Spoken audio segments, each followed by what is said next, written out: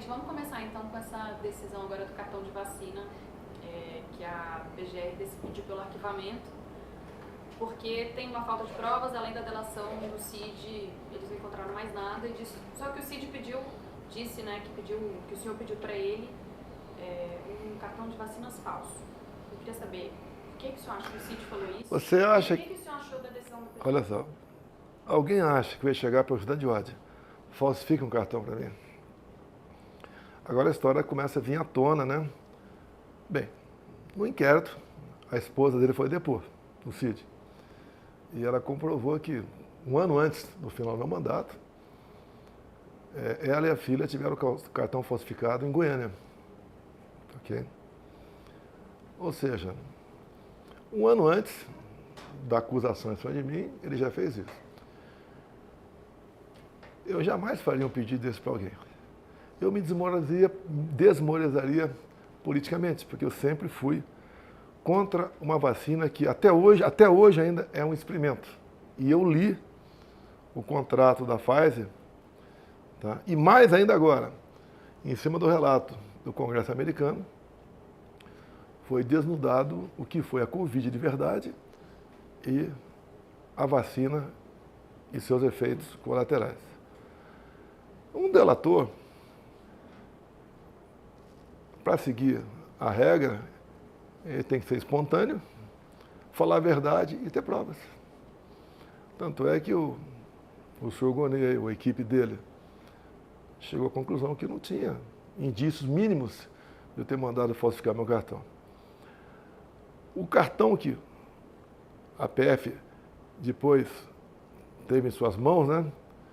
Se você buscar registro do Ministério da Justiça, no dia 29 de dezembro, um dia antes, eu procurei o Wagner Rosário, que era o chefe da CGU, e pedi para ele, que eu comecei a ter indício de que algo errado estava acontecendo, para investigar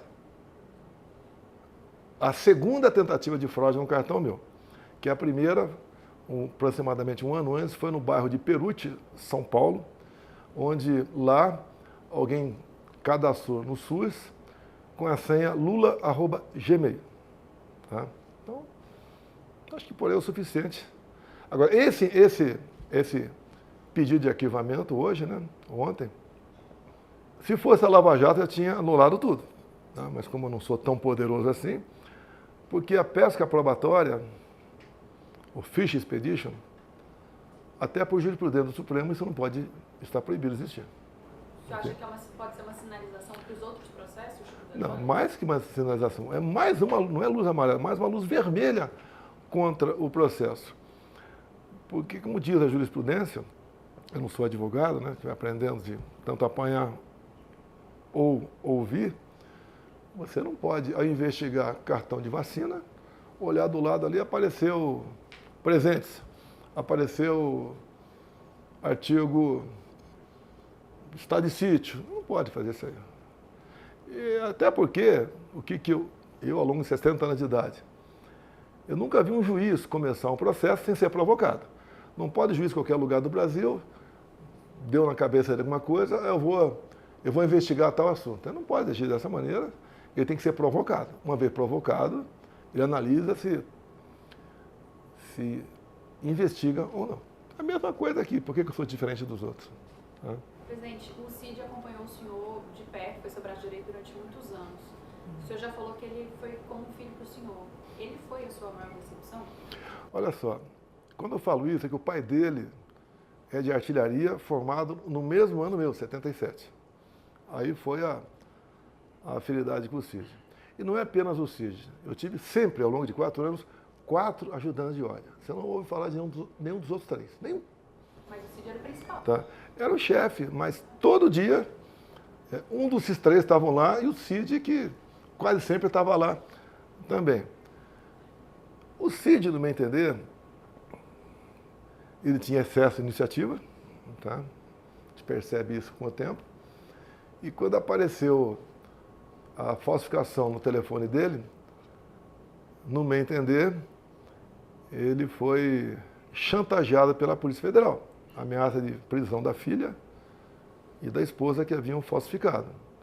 Aí isso daí leva a crer que eu estou falando a verdade, tendo em vista que certa vez ele conversou com alguém, e esse alguém gravou, e a Folha de São Paulo publicou esses áudios gravados do Cid. Tá? Quando ele disse lá, nessas gravações, eu começo a falar a verdade, eles não querem. Eles querem que eu fale o que eles acham que é melhor. E para o interrogatório e me questionam. A tua delação está muito boa. Olha os problemas. Né? E o Cid, desabafando, fala, os caras me ameaçam 30 anos de cadeia. Então o Cid foi torturado para falar isso aí. Eu não vou dizer se foi decepção, estou feliz ou não. Cada um aí toma aí a sua linha, né, para se defender. E da minha parte, estou tranquilo porque eu tenho a verdade do meu lado. Eu acho que uma coisa rara está investigando, está conversando, né, com um ex-presidente que não tem nódoa de corrupção. Desviou tanto, tal estatal foi assaltada, encontrou dinheiro em algum lugar, sofri 3 buscas de apreensão. Tá? Então, as acusações vão caindo por terra. Né? É baleia, leite condensado. Eu entendo que os presentes já caíram por terra na última súmula do TCU, que era do relógio do Lula, mas a decisão do TCU diz que os presentes, né, personalíssimo, né, colar, relógio, caneta, pertence aos ex-respectivos presidentes, independentemente dos seus valores. E, em outra linha, o TCU sugere ao Congresso Nacional uma legislação específica sobre a questão de presentes recebidos por presentes. Você acha que a PGR vai pedir arquivamento também no caso da Joyce? Em função da última súmula do TCU, não entendeu o caminho é esse. Presidente, no caso da trama golpista que foi julgada essa semana, o senhor se tornou réu. O senhor falou que conversou já com auxiliares sobre alternativas, mas não sobre ruptura. Quais foram essas alternativas, então? Olha, para você chegar aí, você tem que dar um passo atrás. Eu sempre desconfiei das urnas eletrônicas, desde 2012. Não foi de agora. Junto com outros parlamentares, como Flávio Dino, Carlos Lupe, tá? E mais uma dezena deles. Em 2015, eu aprovei uma emenda a um projeto de lei eleitoral, cujo relator era o Rodrigo Maia, do Rio de Janeiro, trazendo o voto impresso, né? Daí a senhora Dilma Rousseff vetou e nós derrubamos o veto, acredite, com maciço apoio, não foi na íntegra, mas maciço apoio do PT. Ato contínuo, o ministro Fux, eu não sei qual a função que ele estava no TSE, me convidou, eu fui conversar com ele e ele começou a falar das medidas que estavam tomando para implementar o voto impresso em 2018. Tá? Eu fiquei feliz, obviamente, ele falou, só podemos, dada uma situação financeira e tempo, fazer com que 5% das sessões tenham voto impresso. Ele mesmo elogiou o voto impresso. E eu fiz um pedido para ele, né? Ministro, o senhor pode pulverizar as urnas pelo Brasil? Já está no planejamento nosso a pulverização. E eu vi lá umas urnas também, muito bonitas. Depois eu vi na televisão o próprio ministro Barroso e o ministro Gilmar Mendes mostrando como é que seria esse voto impresso ao lado do urna eletrônica, já com equipamento ali. Tá? Coisa mais linda. Bem, logo depois, por 8-3, por provocação da senhora Rosa Weber, que estava na PGR, o voto impresso foi tido como inconstitucional. Okay? Então, tivemos 2018. Eleição de 2018 da forma antiga. O que aconteceu ao longo dos meus 4 anos não tem muito a ver com eleições, não. Mas, quando acabaram as eleições de 2018, na primeira semana do mês seguinte, novembro, a senhora Rosa Weber recebeu uma denúncia de fraude, tá? Muito bem fundamentada, não foi feito por amadores, e ela, obviamente, ficou preocupada e determinou junto à Polícia Federal a instalação do inquérito, que recebeu o número 1361. A pressa, no meu entender, dela seria que, caso houvesse fraude, me tirar e botar o Haddad, né? Bem, eu descobri esse inquérito, que eu não sabia que tinha sido investigado, em meados de 21. Né? Como a Câmara estava discutindo a PEC do voto impresso, autoria Bia Kiss, relator Felipe Barros, do Paraná, e alguém falou desse inquérito lá. O Felipe Barros botou em votação um requerimento para a PF fornecer o inquérito, foi aprovado por unanimidade, eles receberam o inquérito, distribuíram, chegou uma cópia para mim. Eu fiquei apavorado. Tá? E o que fazer, né? Isso aprofundou a minha desconfiança da urna eletrônica. Até porque sempre tive uma máxima. Eu confio na máquina, mas não sou obrigado a confiar no programador. E esse inquérito tem 3 páginas que te deixa realmente estarrecida. Eu não posso falar o que são essas 3 páginas, o total não mais que 15 linhas, e quem assina em 2 dessas 3 páginas é o Giuseppe Giannino, ex-diretor de TI da PF, do TSE. Bem, o que aconteceu também? O ministro Fachin, presidindo o TSE, eu não sei o mês certo de 22, ele faz uma reunião com embaixadores, uma política privativa do presidente da República. Lógico, fiquei sabendo do que aconteceu. O mais importante, ele praticamente apelou para os seus embaixadores, uns 60, que tão logo acabasse o resultado, tão logo o TSE apontasse o vencedor das eleições, vocês devem fazer gestões juntos aos seus respectivos chefes de Estado para reconhecer o vitorioso. Ué, não entendi, né? Porque sempre cabe, depois das eleições, até previstas resoluções de lei que você pode recorrer. Mas ele fez questão de falar que acabou a eleição, o TSE mostrou, tem que reconhecer. Daí então eu pedi que preparasse uma reunião com embaixadores também. 2 meses depois, fiz a reunião. Dissequei o inquérito 1361. Lembro, convidei o ministro Fachin a participar dessa reunião, ou um representante dele, não foi ninguém no TSE.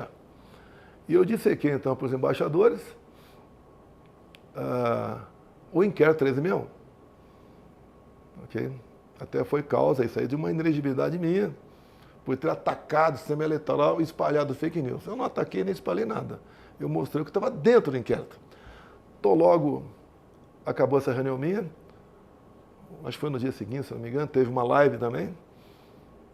A live sei a data, 29 de julho de 21. Não. Tem uma live, tá? A data exata é aqui. O ministro presidente do TSE, Alexandre de Moraes, classificou esse inquérito, que era ostensivo, em confidencial. Ou seja, linguagem popular, secreta. Tá? Obviamente, a partir daquele momento, eu não podia mais falar o que estava lá dentro. Tá? Se eu falar, os meus inquéritos confidenciais vazavam à vontade o que interessava para eles. Para mim, botar numa situação sempre complicada, né? Mas se eu vazar aqui, eu posso ser decretada minha prisão amanhã. Bem, você perguntou o quê para eu concluir aqui? Eu perguntei. O senhor falou que conversou com auxiliares sobre alternativas. Ah, tá, vamos lá. Quais são as alternativas? Acabaram as eleições de 22. Eu não esperava aquele resultado. Tanto é apenas uma coincidência, né? Naquele tal vídeo da reunião do golpe, que tinha umas 30 pessoas com plaquinha na frente, né? Golpe com 30 plaquinhas na frente. Eu aumento o apelo para os ministros, né? Cada um mostrar o seu serviço, porque não adianta eu ter 70% dos votos na urna, porque iriam aparecer apenas 49%. Por coincidência, eu acertei. Tá? Bem, então acabaram as eleições. O que nós fizemos? Em novembro de 22. A gente queria questionar de uma forma crescente o TSE, porque faz parte da regra do jogo. Em 2014, o Aécio Neves fez isso, até fez uma auditoria externa com o seu partido para ver o que aconteceu na zona, o que acontecia na zona eletrônica e o parecer final de auditoria foi que as urnas eram inauditáveis. Então nós entramos com a petição. No dia seguinte, o senhor Alexandre Moraes mandou arquivar e nos deu uma multa de 22 milhões de reais. Eu nunca vi uma advogada, a primeira vez que vai peticionar uma ação, tá? Tudo bem. Nós reunimos aqui, naquela época eu podia falar com o Valdemar, reunimos. Qual é a conclusão? Se a gente recorresse, a multa podia passar para 200 milhões, ou podia até ter o registro cassado do partido. O que pode fazer? Se eu não vou recorrer à Justiça Eleitoral, pode ir para onde? Eu sempre falei em 4 linhas da Constituição, e assim eu agi ao longo do mandato.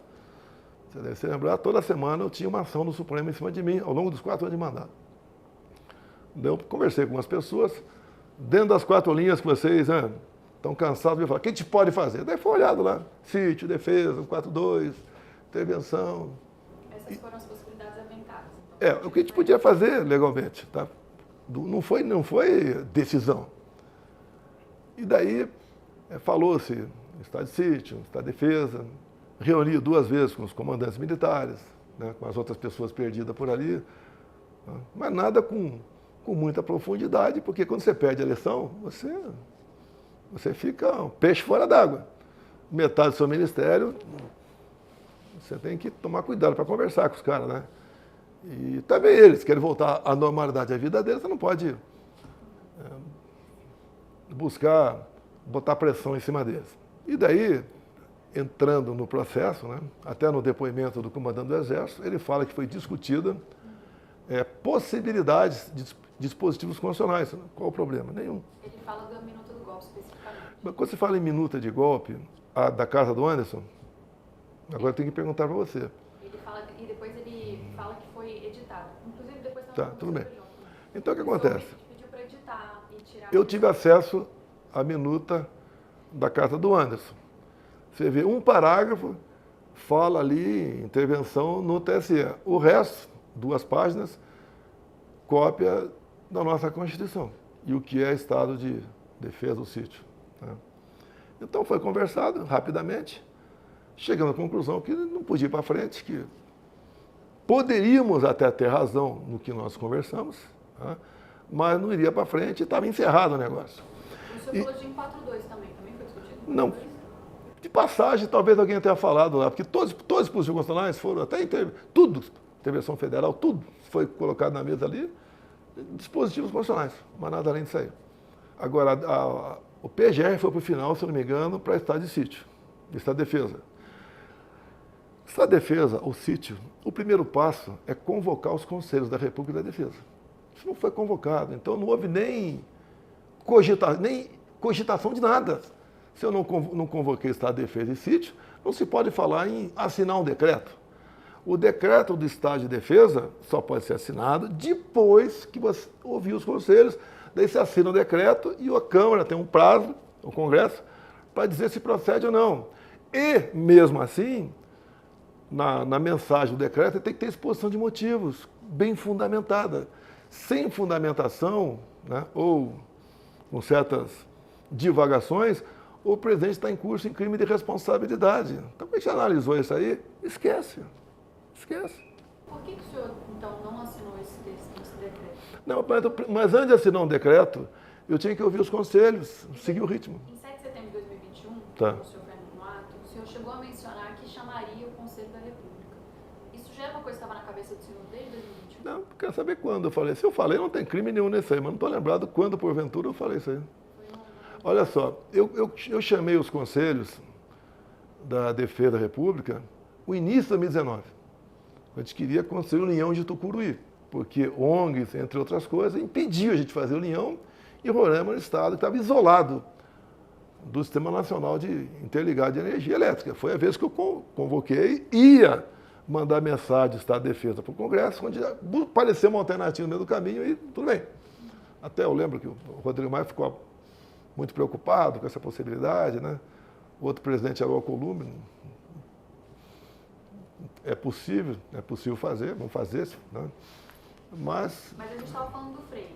Por que o senhor discutiu essas alternativas com os militares? Olha, você tem que discutir com várias pessoas. Eu tenho muita confiança nos militares. Tá? Tá, ok? Não tem problema nenhum se conversar. Na verdade, com o ministro da Defesa. Depois, da segunda reunião, que apareceu os caras lá. Tá? Existe algo fundamentado, concretamente, para a gente buscar uma alternativa, Estado de Defesa, sítio, seja qualquer outro dispositivo constitucional? Chega a uma conclusão que, mesmo que tivesse, não vai prosseguir. Então, esquece. Ponto final. Presidente, discutir uma alternativa que fosse para o presidente Lula não assumir a eleição, já vai acabar de acontecer, com os militares, isso não seria uma tentativa de golpe de Estado? Não, o golpe não tem Constituição. Um golpe, a história nos mostra que você não resolve em 2, 3, 4 meses. Anos. Até o 64, começou a ser gestado em 61. E para você dar um golpe, algo fora da normalidade, ao arrepio das leis, você tem que buscar como é que está a imprensa, quem vai ser o nosso porta-voz, empresarial, tá? Núcleos religiosos, tá? Parlamento, fora do Brasil. E outra coisa, pensar no dia seguinte, o after day, como é que fica? Como é que fica o mundo perante você? Então foi descartado logo de cara. Ponto final. Foi descartado porque o Freire Gomes não deu apoio a essa Ninguém não pediu apoio para ninguém. Pergunta para o Freire Gomes se em algum momento eu falei golpe para ele ou algo fora das 4 linhas. Ele vai responder que não. O Batista Júnior, que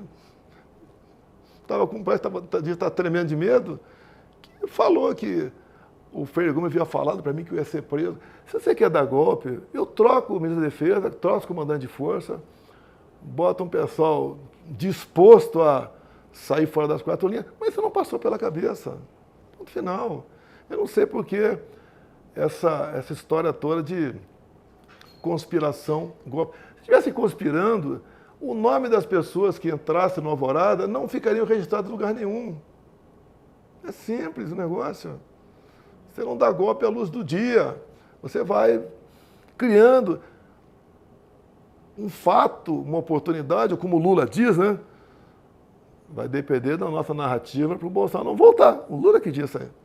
Nós temos que construir essa narrativa. Então, isso que obviamente, a não eleição nossa nos pegou de surpresa, não esperava. O que nós fizemos pelo Brasil. Agora, o TSE, é bom você saber, é bom você publicar, o TSE tomou providências contra Jair Bolsonaro, o candidato. Por exemplo, eu não podia botar a imagem do Lula defendendo o aborto. O Lula defendendo o roubo de celular para tomar uma cervejinha. Eu não podia botar na TV o Lula com o CPX na cabeça depois de ele ir lá no Morro do Alemão. Foi conversar com o líder comunitário. O líder comunitário só é eleito com a mão do tráfico local. Vou continuar. Peraí, já que está gravando, vamos continuar aí. Não, você não vai sair fácil daqui, não. Eu não tenho tempo. Eu não podia botar imagem do 7 de setembro, que eu vou chegar no mais grave ainda. Imagens de eu no cortejo da Rainha Elizabeth. Eu na ONU. O Lula se reunindo com ditadores do mundo todo, entre eles Ahmadinejad, né? Lá do Irã, entre tantos e tantos outros. Não podia fazer nada. E o TSE ainda providenciou uma campanha para que menores de 16, 17 anos pudessem retirar o título. O TSE fez isso. E por que fez isso? Porque essa faixa etária, majoritariamente, 3/4, votam no PT. E foram 4 milhões de jovens. Só aí 2 milhões de votos para o Lula. Mais ainda, a lei eleitoral, para ter eficácia, tem que ser promulgada ou sancionada, né, um ano antes. As resoluções, 6 meses antes. Entre o primeiro e o segundo turno das eleições, o TSE baixou uma regulamentação. Você deve lembrar da ministra Rosa Weber. Olha, eu sou contra a censura, mas um momento excepcionalíssimo. E só vai valer essa resolução um dia após o término das eleições. Ele fez tudo isso, Alexandre de Moraes. Ao longo disso tudo, se alguém botasse um outdoor dentro dos padrões, né, na sua propriedade, o TSE ia lá e tirava, mandava tirar e multava.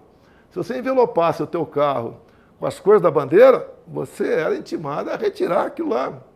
Teve um cara pelo Brasil que começou a vender um produto dele a R$22. Foi processado. Tá? Então, isso tudo pesou na balança contra mim. E o Lula podia falar tudo, que eu era genocida, homofóbico, racista, tudo. Tá? E na reta final ainda, nós perdemos 1,5 milhão de inserções em programa de rádio, onde o PT massificava que eu queria acabar com os direitos trabalhistas. Oh, você não vai ter mais 13º, não vai ter mais fundo de garantia. E eu não aparecia rebatendo, ou nem falando nada, porque tiraram o TSE, alguma coisa aconteceu. Nunca deu uma zebra para o lado de cá, sempre deu para o lado de cá. E você vê, por ocasião da diplomação do Lula, passou o Benedito, né?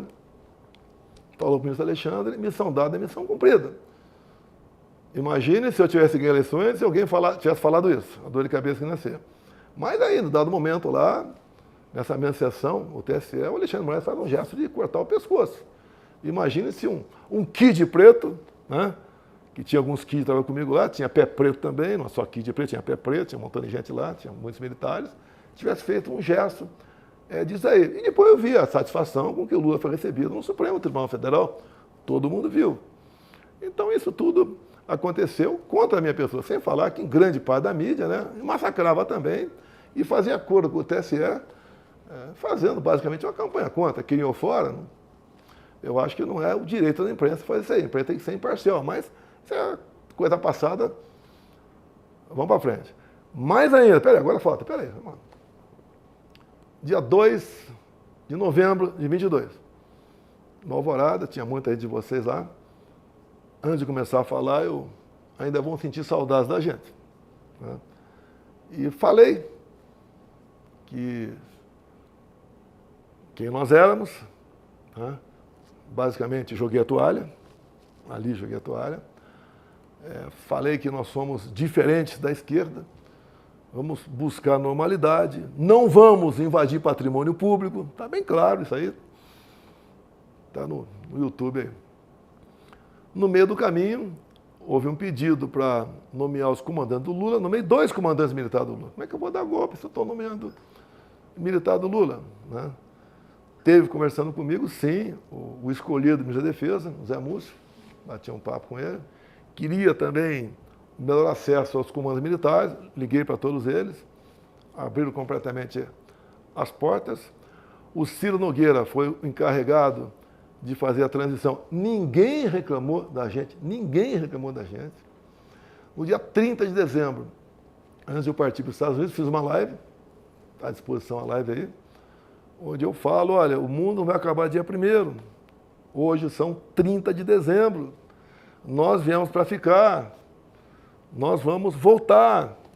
Então não teve nada sobre vamos esperar um momento aí para fazer algo anormal. Nunca. Você nunca viu. E momentos nossos pelo Brasil, quando acabava o movimento, sempre com muita gente, um papel no chão, um vidro quebrado, um cesto de lixo queimado, nada, nada. Até eu vi o ministro Fux agora, nesses 2 dias, não sei se foi pessoalmente pela televisão no dia seguinte, ele falando que estava muito preocupado no 7 de setembro de 21. Daí ele falou, graças à Polícia Militar de Brasília, não teve nenhum problema. Graças à PM de Brasília e às Forças Armadas, que nós tínhamos sempre 3 batalhões à disposição.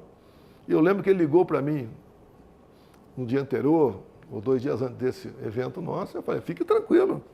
Se quiser, eu boto até uma tropa do lado aí do Supremo, mas fique tranquilo, ninguém vai fazer nada. Nosso pessoal é respeitador. Tá? E dia 8 de janeiro, eu estava nos Estados Unidos, assim como acredito todo mundo no Brasil, ficou sabendo daquele ato no dia 8. Presidente, então em que momento o senhor pegou essas alternativas que estavam sendo discutidas e falou, não vamos seguir adiante? Foi ali logo na metade, comecinho de dezembro mais ou menos. E o senhor desistiu delas? Mas eu não tinha tomado providência nenhuma, não sei nada. É a mesma coisa nós aqui começamos a conversar um assunto, vamos fim de semana pescar em algum lugar. A gente discute aqui, preço, você não pode, não sei o que lá, não dá, vai chover, tá, acabou, pronto. Não houve, quando algum do Supremo fala que a cogitação já é início. Não foi nem cogitado. E quando se fala em defesa, tá, eles já bateram em sítio também. Fala em defesa, é convocar os conselhos. Eles falaram em sítio lá atrás, o sítio é mais grave ainda. Você convoca os conselhos e manda uma mensagem ao parlamento pedindo autorização para baixar o decreto. Então não existe. E para botar um par de cal nisso, não existe golpe baseado em dispositivo constitucional. O golpe é exatamente o contrário. É a margem da lei. Não tem crime de golpe porque pressupõe-se que uma vez que haja golpe, não há mais instituições também. Não havendo golpe, acabou tudo. Acabou tudo, tá? Agora, você pode ver, a partir do momento que eu discuti, conforme o comandante do Exército, hipóteses, ninguém queria dar golpe. Que você manda uma mensagem para o Congresso fala, não, acabou, não tem decreto. Agora, deixa bem claro, o decreto tem que ter exposições de motivo. Por que quer fazer aquilo? Não é essa minuta do Anderson, que estava no apartamento do Anderson, que inclusive o Dino perguntou, eu não sei que dia foi, se primeiro ou segundo dia, e foi no primeiro dia, até que o advogado respondeu. Essa minuta já estava na internet um ano antes, já estava rodando na internet.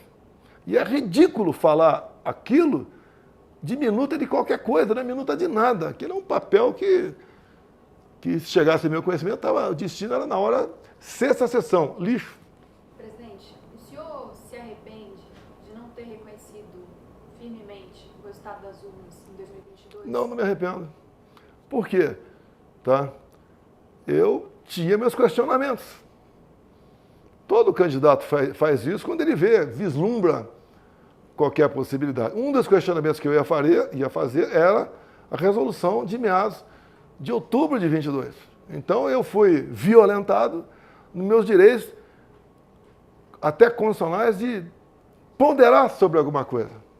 Agora, eu jamais passaria a faixa para ele também, mesmo que ele tivesse dúvidas de nada. Eu não passaria a faixa pelo que ele representou, pelo que ele foi no Brasil, ao longo de toda a sua vida progressa, que eu acompanhei, CPIs, CPMIs dentro da Câmara, Mensalão, Petrolão, tá? Acompanhei tudo isso aí. E sobre essas outras alternativas que o senhor discutiu, que foram levantadas, o 142, o estado de sítio, o senhor se arrepende de ter discutido essas alternativas que levaram hoje, o senhor está sendo... Não, mas isso daí é uma orquestração. É uma história contada aquela parte da Polícia Federal vinculada ao senhor Alexandre de Moraes, que você também não tem dúvida, sobre quando o juiz Vieira conversa com o Tagliaferro e teve um problema lá que ele não achou indícios contra um órgão de imprensa e o juiz falou, seja criativo. Você não pode ignorar nenhum artigo desse negócio aqui. Aqui é a minha Bíblia, aqui é onde eu recorro, onde eu tenho um problema, eu recorro a isso aqui. Agora, se não se pode falar estado de defesa, estado de sítio, se revoga isso aqui. Pronto. Agora, não pode, quando alguém fala sobre esse assunto, como uma outra pessoa tem uma opinião contrária, passou a ser golpe. Até quando se fala em artigo 142, não é privativo do presidente da República. 142 pode ser usada por qualquer um dos chefes dos três poderes. Mas 142 foi de passagem. Passagem. Não. O pessoal acha que o Braga Neto ou o Gilmar, são os dois generais, tinham alguma ascendência sobre o meu poder decisório. O Mário mal conversava com ele, o Jorge de Brigada da Reserva. O Braga Neto, um colega nosso, tranquilo ali. E, no mais, tem aí 3 ou 4 majores, tenente-coronel da ativa, que não representam muita coisa no corpo do Exército Brasileiro, que eu não lembro, a maioria, ou quase todos, nem me lembro de um dia ter conversado com eles. O Mário conversava de vez em quando. Eu conheci o Mário numa viagem minha a Goiânia, né, que ele comandava lá uma brigada lá. Depois veio trabalhar com o Ramos, auxiliando o Ramos. Então ele não era nem ministro, estava abaixo do Ramos. Presidente, os crimes pelos quais o senhor está sendo acusado, somados as penas chegam a mais de 40 anos. Bem. O senhor se vê preso? Como seria uma prisão do senhor? Olha só, o que acontece no momento? Não foi surpresa o acatamento da denúncia. Não foi surpresa. Agora é o momento que o Ministério Público não vai acusar apenas. Ele vai buscar provas do que foi feito. Por exemplo, uma das 5 crimes aí, é o dano ao patrimônio. Ele vai ter que demonstrar que eu estava aqui em Brasília. Eu estava nos Estados Unidos, acho que ninguém tem dúvida disso. Tá? Ele fala que houve aqui uma tentativa armada. Ué, pelas imagens e pelo que, por exemplo, eu vi a Polícia Legislativa do Senado recolheu, foi um estilingue e bolinha de gude. Agora eu vi o Dino, Flávio Dino, ministro do Supremo, falando ontem que como tinha alguns militares, e o militar tem poder, dorme com as armas. Está de brincadeira, Flávio Dino. Primeiro, militar da reserva ou da ativa que tem direito a posse de arma aqui em Brasília. Andando por aqui, raramente um anda armado. Aqui tem segurança. Se fosse no Rio, também raramente anda armado, porque se for pego armado, vai morrer. Tá? E armas para golpe não é arma de uso individual. É a primeira tentativa de golpe que alguém é acusado, sem armas, Flávio Dino, sem armas, sem tropa e sem liderança. Então ele fala em tentativa violenta de mudança do Estado Democrático de Direito. Ninguém vai dar golpe num domingo, um prédio sem ninguém. Golpe em cima de uma pessoa que representa o poder. O Lula já era presidente. Ele podia, nos primeiros dias de janeiro, tomar providência sobre os acampamentos. Se bem que quarta, quinta-feira, aqui em Brasília, que era o lugar que tinha mais gente no Brasil, não tinha mais que 300 pessoas. E começou na quinta-feira a convocação. Quem começou a convocação? Se eu tivesse no governo, eu não teria dificuldade de apurar quem fez a convocação.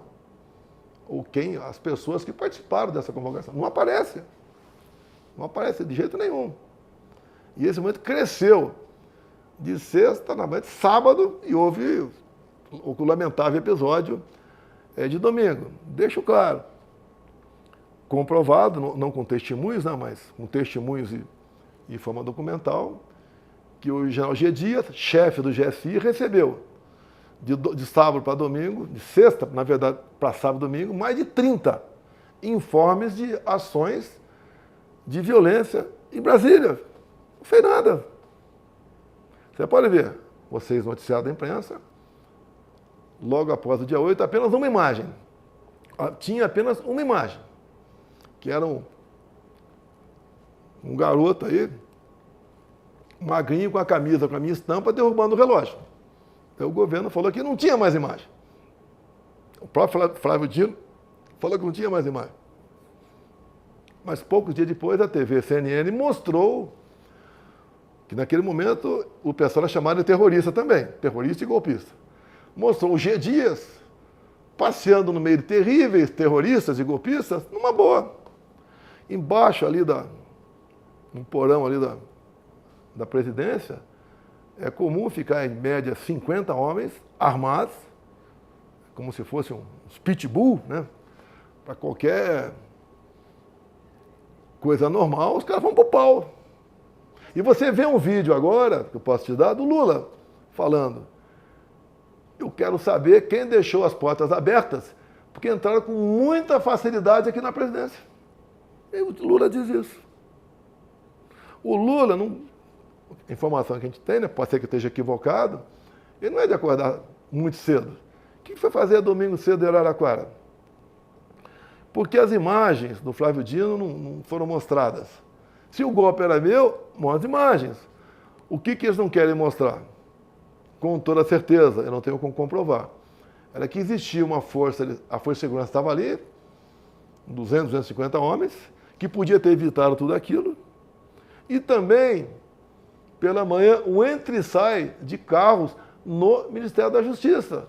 O próprio Flávio Dino falou que estava lá, assistiu, estava lá fazendo o quê? Domingo. Mas se teve depredação e o senhor inclusive, fez um tweet criticando isso. 3 tweets. Por que o senhor, então, hoje defende uma anistia que seja ampla? Mas qual o problema? Aconteceu um problema.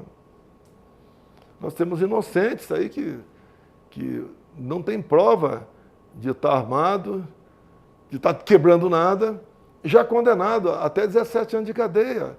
Anistia para isso. Se bem que essa anistia seria até imprópria, porque anistia é para quem cometeu algum crime. Você vê as dezenas de anistias que tiveram no Brasil, as mais variadas possíveis. Gente, inclusive, a de 7/9, teve morte, sequestro, né? Muita coisa errada. Quando você resolveu se anistiar todo mundo. O que é anistia? Golpe, o perdão é daqui para frente. É quando um casal briga, muitas vezes, meu amor, é daqui para frente, vamos embora daqui para frente. Eu não vejo mal nenhum, nem erro nenhum em defender uma anistia agora. E o senhor apoiaria um projeto que não fosse amplo e restrito, que não contemplasse o senhor? Porque hoje é o projeto que está... Olha só, quando começou a tramitar, se você buscar na própria imprensa, eles queriam botar meu nome lá. Inelegibilidade. Eu falei, ó, não quero saber de anistia envolvendo meu nome. Como é que eu podia imaginar que me colocaria no Rio de Janeiro se eu estava lá nos Estados Unidos? É você agora, prova que você está aqui, e você receber uma multa de trânsito em São Paulo. Não tem cabimento isso aí.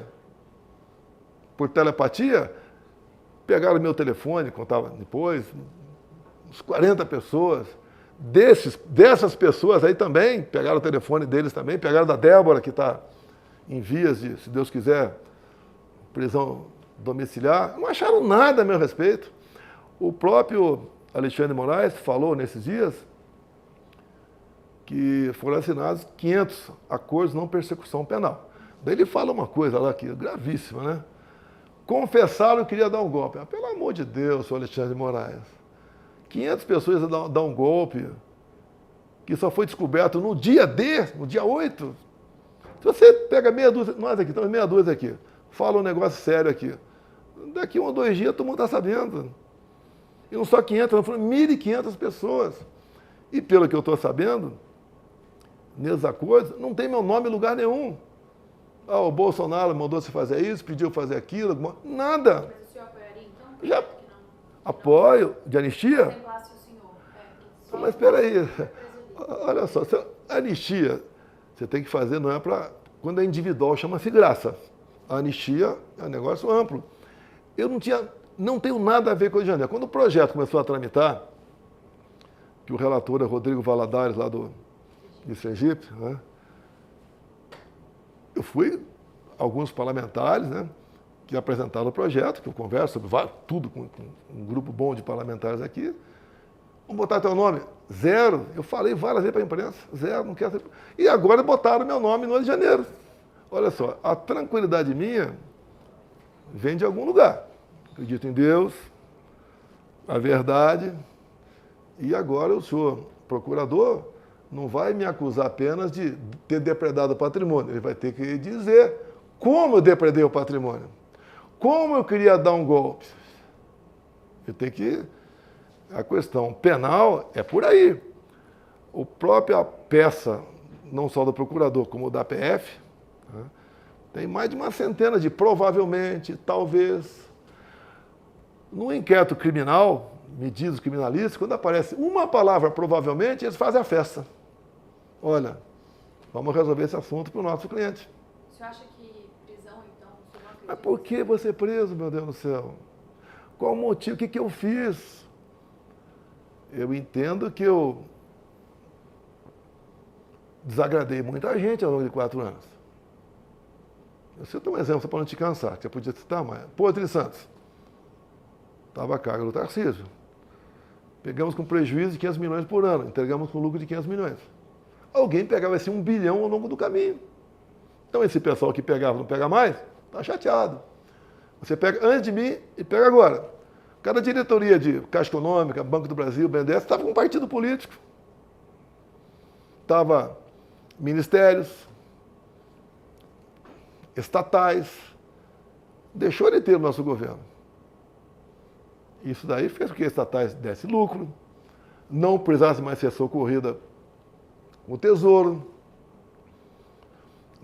Quando nós zeramos o imposto de combustível, né, conversei com o Paulo Guedes, porque o preço explodiu no mundo todo, o final da Covid, começo da guerra, né, a projeção era perdermos 40 bilhões.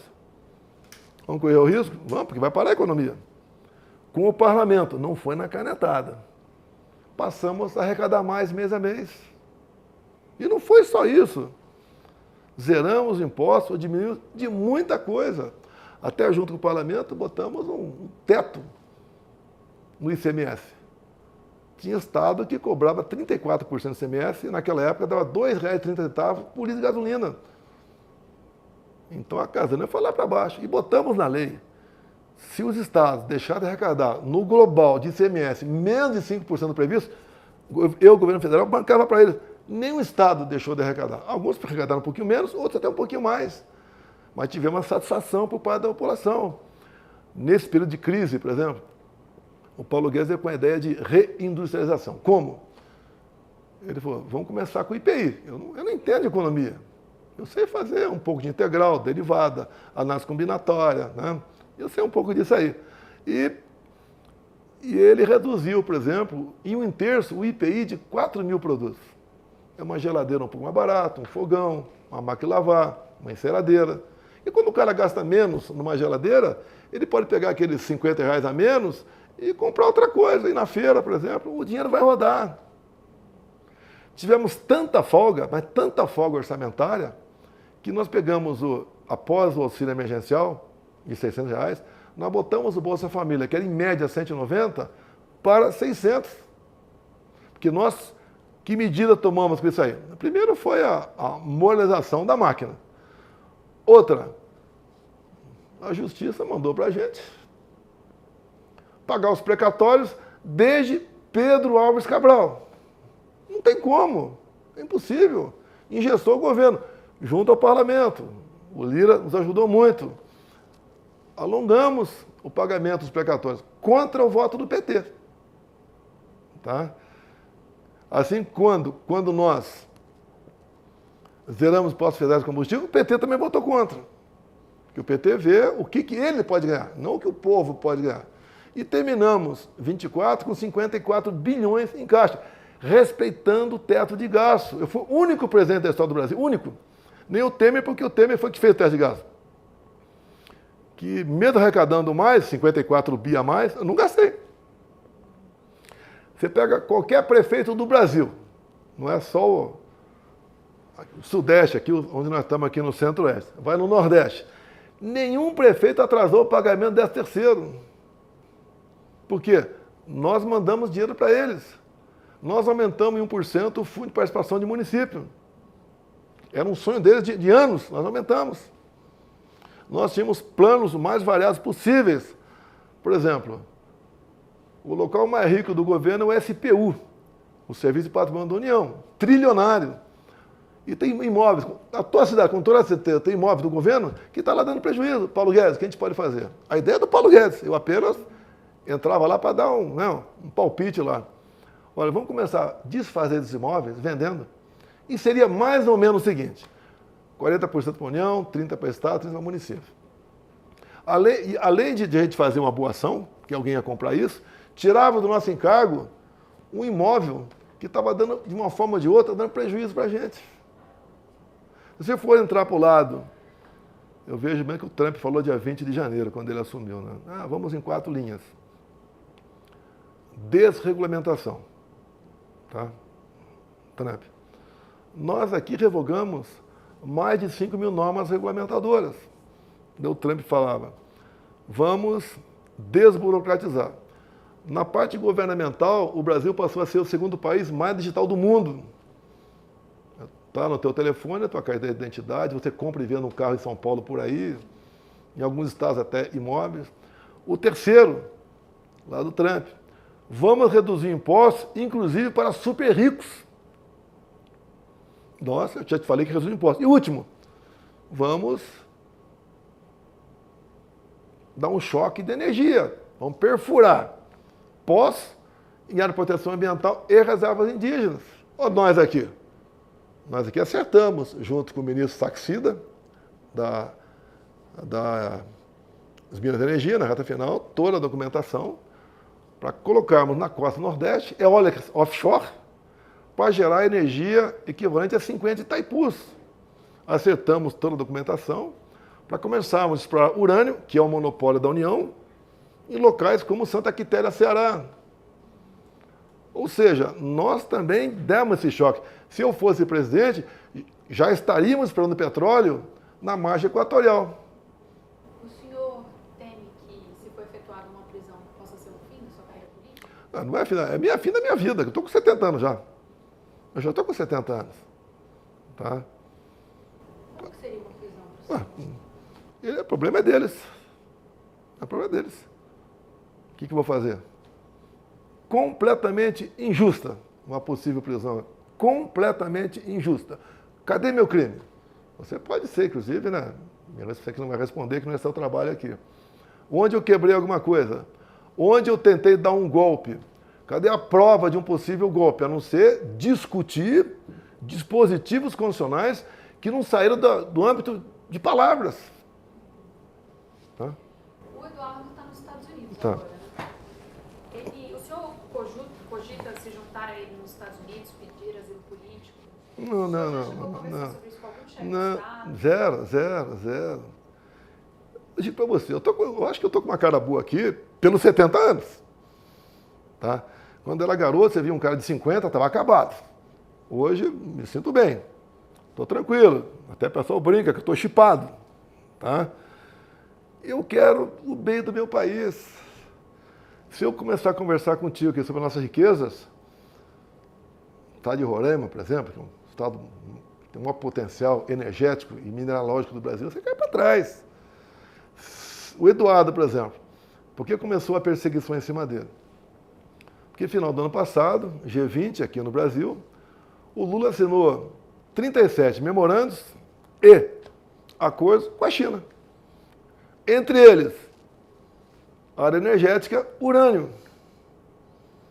Tá? E eu tenho conversado com algumas pessoas dos Estados Unidos e passo para eles sair. Esses acordos são ostensivos, não são confidenciais. Não há segredo de Estado. Eu converso com eles porque é o seguinte... Com quem? Não vou te falar. O que acontece? Eu tive um excelente relacionamento com o Trump, sabendo o meu lugar. Quando eu conversar contigo, eu vou estudar você e vou saber quais minhas... O que eu tenho melhor que você tem melhor do que eu. Para a gente conversar numa boa. Tá? O PIB americano é 14 vezes maior do que o nosso. Eu lembro lá atrás do meu governo, eu fiquei 2 anos com o Trump, né? Ele queria taxar o aço. Eu conversei com ele, ele gostava de mim. É um pouquinho só mais velho do que eu. Talvez a maneira de conversar com ele não taxou. Ele precisou. 19. Ele precisou.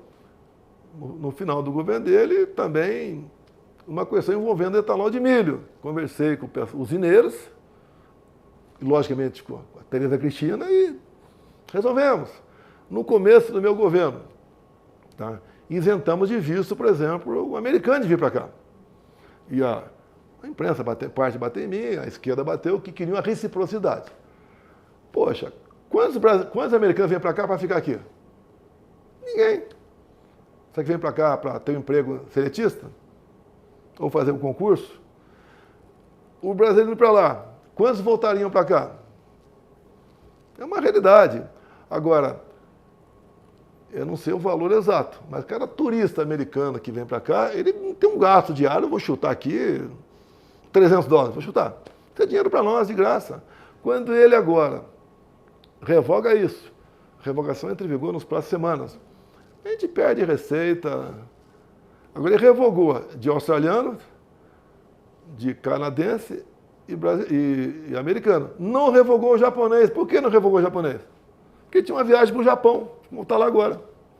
Talvez, quando voltar de lá, ele revogue o visto para japonês. Presidente, não te incomoda ver a forma como os imigrantes brasileiros ilegais estão sendo tratados ou estão sendo devolvidos para o Brasil?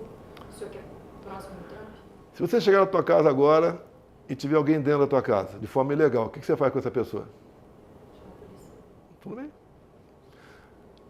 É a casa deles. Se você ler a lei de imigração, que foi votada, se não me engano, em 2016, 2017 no Brasil, você cai... Está fazendo mais que chamar a polícia, né, presidente? Não, 16, 17, você cai para trás. Se aportar um navio de gente vindo de qualquer lugar do mundo no Porto de Santos, eles se autoproclamam exilados e vão ter mais direito do que você. Você tem que respeitar, inclusive, os costumes dele. Vamos supor que venha de um país onde é comum um homem namorar uma menina com 2 anos de idade. Você sabe que existe aí. Você vai aceitar isso aqui? Aqui é a nossa casa. Quem faz a regra somos nós. Aqui está cheio de venezuelanos. Eu não impedi a entrada de venezuelanos aqui. Eu podia ter fechado a fronteira lá em Pacaraima. Não fechei, por questão humanitária. E eu recebi uns 300 afegãos aqui, na guerra lá fora. E quando você vê, quando o americano sai de lá no governo Biden, o que os caras fazem com os que fizeram com os cristãos. Tinha família lá com 5 crianças e enforcava as crianças e deixava sua mãe viva para ser abusada. Mulher lá não tem valor nenhum, zero. E foi um pedido de gente da justiça e evangélicos, e nós acolhemos aqui, vieram de Brasília, uns 300 afegãos. Agora, achar que eu devo lutar para Brasília ficar lá, não tem cabimento. Quem faz a regra dos Estados Unidos é o presidente americano e seu Congresso. O senhor chegou a mencionar uma vez o Eduardo como uma possibilidade para 2026, um eventual sucessor. Ele é Michele, o senhor mencionou. Ele lá nos Estados Unidos está descartado? Olha só, é um equívoco da sua parte, né? Eu estava nessa sala, sendo ouvido por uma colega sua da CNN, e dei uma pergunta semelhante. Eu falei, ó, fala nome, eu não vou lançar ninguém. Ele lançou Tarcísio, eu falei, Caiado, eu falei, Zema, eu falei, Michele, eu falei, Eduardo, eu falei. Vocês que lançaram esse nome, não foi eu. Simples. Eu não me vejo impedido de forma legal de disputar a eleição. Que as duas inelegibilidades, uma por se reunir com embaixadores, abuso de poder político. Não tem cabimento. É competência minha reunir com embaixadores e não de ninguém do TSE. A segunda, abuso de poder econômico. Quando acabou o 7 de setembro, eu deixei minha faixa na cadeira e fui para um carro de som do Silas Malafaia e falei, talvez 1 milhão de pessoas. Que abuso de poder econômico é esse? Qual é a estrutura do 7 de setembro que eu usei para isso? Nenhuma estrutura, nenhuma, zero. Mas, presidente, eu entendo o seu ponto. Mas hoje, pela lei eleitoral, o senhor está inelegível. O senhor não considera já anunciar um plano B? Não teme que isso possa eventualmente atrapalhar? Eu tenho o plano B. Bolsonaro. Tá? Eduardo, Flávio? Bolsonaro. Tá? Eu vou até o último momento buscar pela minha possibilidade de disputar a eleição. O que está sendo feito no Brasil? Mesmo se o senhor estiver preso? O que está sendo feito no Brasil? Igual a Venezuela. Por que a Venezuela teve o voto impresso? Já que o Maduro era o ditador lá. Teve porque o americano queria comprar petróleo e tinha que ter uma desculpa, né? Para, olha, estou comprando, mas consegui isso.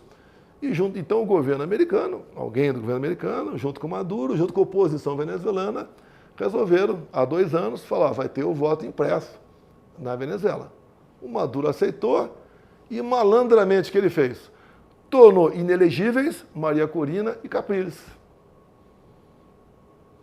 Teve a eleição com voto impresso. O Edmundo, que é uma pessoa que eu nunca ouvi ele falar, muito parecido, bem um pouco idosa, mas dada a campanha que a Maria Corina fez para ele e dado a rejeição que o povo tem ao ditador Maduro, começaram as apurações, estava 70% apurado. A Maria Corina tinha conseguido com o seu pessoal os boletins de urna, né? E daí o Maduro mandou suspender e falou que acabou a apuração, deu um percentual, estou reeleito. Até que teve aquela confusão que o mundo civilizado não reconhecendo a vitória dele, o Lula também ficou em cima do muro aqui, o PT reconheceu a vitória e, dado o momento, estressou o Maduro pegou o microfone e falou para o Lula aqui, olha, o seu TSE reconheceu suas eleições aí, a minha justiça reconheceu a minha. Eu vou falar, hein? Foi isso. E o Lula ficou quietinho. Agora, o Lula reconheceu a vitória. Quando ele mandou, por ocasião, foi 10 de janeiro, por ocasião da posse do reeleito Maduro, mandou uma senhora embaixadora para lá. Mas a gente estava falando de 2026. Tá. Vou citar só um nome, então. Hoje o mundo político vê o Tarcísio como o principal nome numa eventual sucessão do senhor. As pesquisas mostram também muito bem posicionado. Como que o senhor vê? O senhor concorda que ele é o nome mais forte hoje? Tarcísio é uma excelente pessoa, um fenomenal gestor, tá? E um muito bom, não vou falar excepcional, um bom político. Assim como tem outros nomes pelo Brasil. Eu considero o Zema também uma pessoa, tá, que fez uma boa gestão lá, o Caiado, o Jorginho Melo, tá? Outras pessoas que não estão em cargo executivo, mas despontam. Alguns não foram cria minha, não. O Caiado não tem nada a ver comigo. Bons parlamentares por aí. Então tem pessoas aí que estão aparecendo para a política. Eu fico feliz com isso. Agora, dentro do PL, devidamente autorizado pelo Valdemar da Costa Neto, o candidato sou eu. Até porque é uma injustiça. É negar a democracia eu não poder disputar eleições, dado essas duas acusações. E o senhor pretende, então, registrar até o final, Sim. no TSE? Sim. Lembra um pouco o que o Lula também fez em 2018, talvez? Não me compara com o Lula, por favor. Ele passou condenado em 3 instâncias por corrupção. Eu fui condenado por um tribunal político. Eu acho que ninguém tem dúvida que o TSE é um tribunal político. São 3 do Supremo, 2 do STJ e 2 que são escolhidos por lista tríplice, que o presidente da República escolhe. Um tribunal político. Tanto é que, para botar em votação a minha elegibilidade, o Alexandre de Moraes esperou trocar esses 2 de lista tríplice. Ele que nomeou os 2 da lista tríplice, não foi o Lula. E quando chegaram esses 2, daí você somava lá ele mais o Barroso, fugiu quem é outro lá, que era o Fachin, parece, é 5-2, para tudo. Ele lá atrás criou a jurisprudência para quem criticar o sistema eleitoral ser cassado. Quando ele, de forma completamente injusta, cassou o mandato do deputado Francisquini, estadual do Paraná. Presidente, só voltando rapidinho para a anistia, para a gente concluir e amarrar aqui. O senhor teve uma conversa recente com o Kassab. Tá. Uma pessoa que tem alguns A conversa demorada, hein? Tá de te adiantar, né? A conversa demorada, 1 hora mais ou menos. Foi 1 hora. O que o senhor conversou com ele? E dá para confiar hoje no Kassab? Ele é considerado um aliado? Olha, os políticos que eu converso, tá, tem palavra. Qualquer político, o que faz ser fiador de alguma coisa é a sua palavra. Conversei com várias coisas com ele, não é o caso de conversar aqui. Uma das coisas que eu pedi foi a questão que ele analisasse a possibilidade da anistia. Ele falou que ia consultar a sua bancada, e se não me engano, 2 semanas depois, ele falou que seria favorável à anistia. E nesse período todo, eu acho que 10 dias depois, ficaram sabendo, eu conversei com ele, mas não vazou nada. Eu só falei depois que ele falou isso aí. Eu tenho conversa com muitos parlamentares, não só do PL, não. Converso com muita gente. Sente a temperatura, o que a gente pode fazer, o que não pode, então o que é melhor para o Brasil, o que não é. O senhor tem conversado com o Mota sobre a anistia? Já conversei com o Mota lá atrás sobre a anistia. A palavra dele é a seguinte, palavra correta. Olha, eu compreendo a Câmara, qualquer assunto, mesmo que eu não goste, eu tenho que ouvir as lideranças. Se o equivalente, a maioria, quiser botar um assunto em pauta, eu vou colocar esse assunto em pauta. Nada mais do que isso. Não foi anistia especificamente. A anistia apareceu como qualquer proposta. Se quiser discutir aqui uma proposta que interessa para Roraima, tá? Apesar de eu ser, meu título ser do Rio de Janeiro. Se a maioria aqui dos líderes quiser, a gente vai botar o projeto de Roraima em pauta. Essa é a resposta dele, é a resposta perfeita. Eu não posso, como vi alguns, eu vi até pela imprensa, né, que por ocasião das eleições, teria, que é pela imprensa, o PT não admitiria botar em pauta a votação de anistia. Agora, você não pode, ao dar apoio por um candidato, botar a faca no pescoço dele. Esse assunto, não. Nós sabemos que o dono da pauta é o respectivo presidente de cada casa. Acho que é isso. Tudo bem. Falou